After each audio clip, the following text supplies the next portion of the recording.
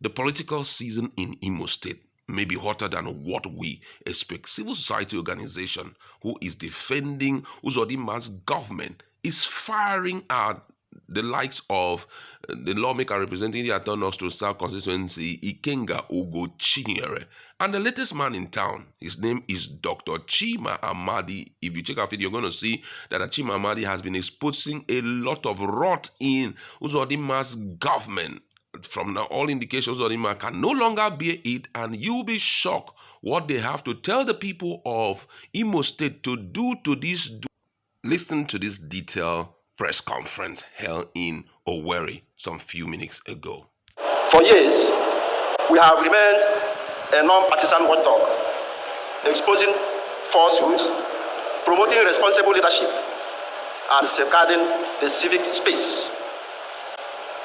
It is in this spirit of duty to the people that we respond to the grave nuisance and dangerous theatrics of Mazi Chima Matthew Amadi. The nuisance value of this individual has reached intolerable levels, and it has become imperative for GII to rise in defense of peace, stability, and truth in our state. For months now, Amadi has paraded himself like a self-anointed conqueror, spreading deliberate lies, blackmailing President Bola Ahmed Tinubu, and insulting Imo leaders of repute. What Imo people now face is not mere opposition politics, but a carefully orchestrated nuisance designed to destabilize our dear state. Beyond nuisance, what now confronts us is outright criminality.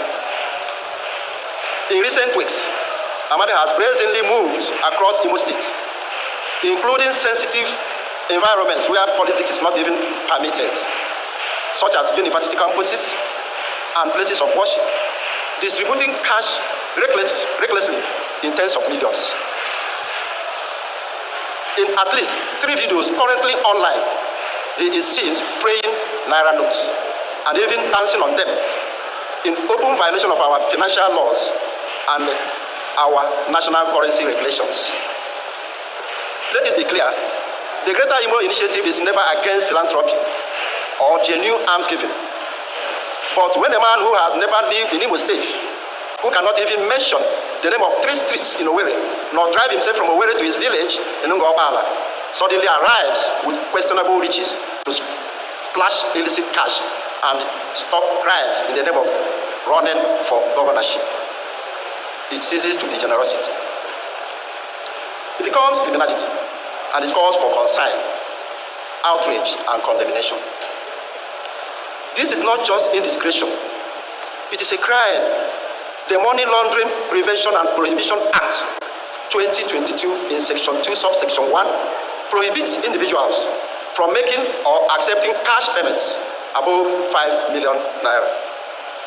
Furthermore, Section 18 of the same Act prescribes 4 years imprisonment for offenders.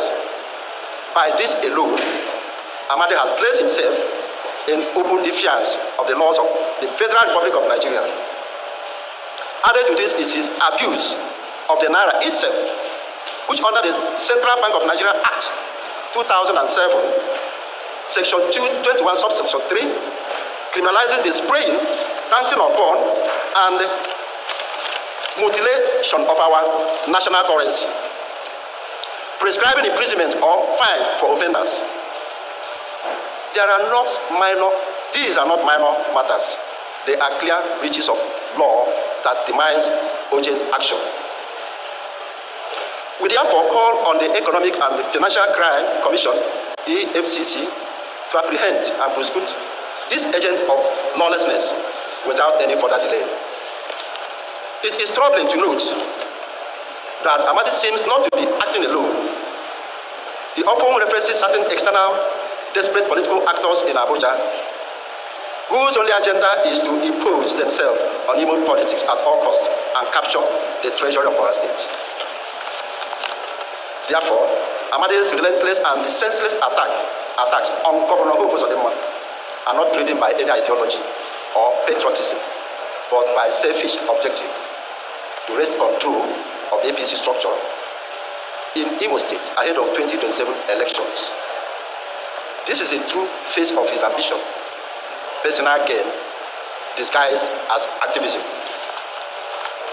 Most non-certain of his mistakes is his repeated boast that President Bola Ahmed Tinubu personally sent him to destabilize Imo State. This is not just absurd, it is outrageous insult. It is an outrageous insult that cannot be condoned. The president is a principled statesman, the leader of the APC and the architect of its national unity. For Amadi to drag his name through the mud in this manner is political gutter work of the lowest order. President Tinubu has never, will never, and can never fund the sabotage of his own party in any state. The claim by Amadi is nothing but a hallucination of desperate man with an inflated ego in search of uniform victims of his political bed Niger. We therefore demand that the security agencies immediately clamp down on this unhinged assault on the commander-in-chief. This is beyond politics. It is character assassination against the president and a direct affront to the unity of the Nigerian state. Even more treasonous is his claim that he has been printing INEC sensitive materials as a contractor and that he has already printed ballot papers and result sheets for 2027 Imo governorship election. All of these, he often claims, are done because he is an agent or front for the chairman of the Independent National Electoral Commission, INEC, Professor Mahmoud Yakubu. By claiming to be an agent of INEC chairman, Professor Mahmoud Yakubu, and boasting of having facilitated electoral malpractices in other states, Amadi is deliberately sabotaging public confidence in INEC. His goal is obvious: to play the false messiah to the gullible while dragging the nation's electoral umpire into disrepute. Such claims are combustible, not just treasonous. They are the political equivalent of shouting fire in a crowded theater. They must be treated as such. In view of this, we issue a direct public appeal to the National Security Advisor, the Department of State Security, State Services, the Nigerian Police Force, and all relevant agencies. Treat this statement as a red alert national security matter.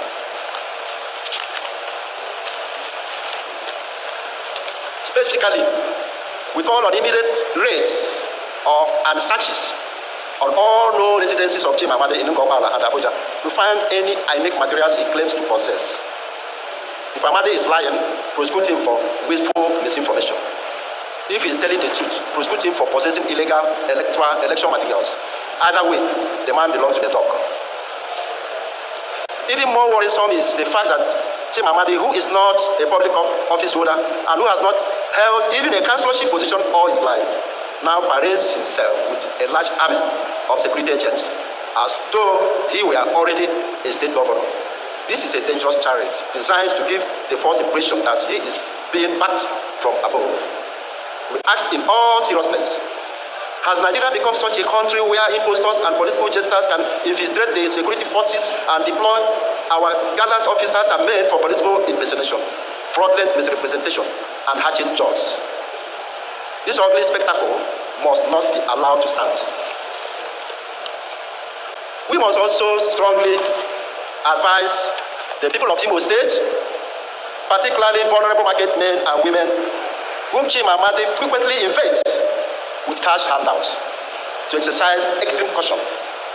It has been widely alleged that Amadi is a member of the notorious 13th Pearl Brotherhood, a deadly cohort for money rituals known for diabolical practices, in which money sharing is linked to ritual obligations that claim the health, destiny, well-being, and lives of unsuspecting recipients and their family members.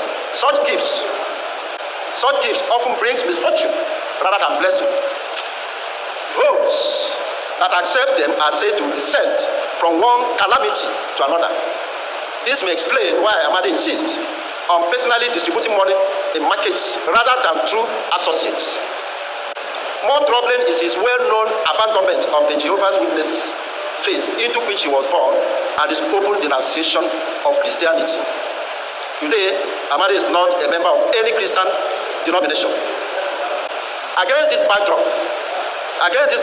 his reckless money distribution should not be mistaken for generosity, but seen for what it truly represents, an extension of his obligation to his occultic foundations. This is a grave danger to our people. We cannot also ignore the role of his close ally, one Ikengimo Ugochinyere, who has become a twin face of this reckless politics and whose irresponsibility, even as a lawmaker, is legendary.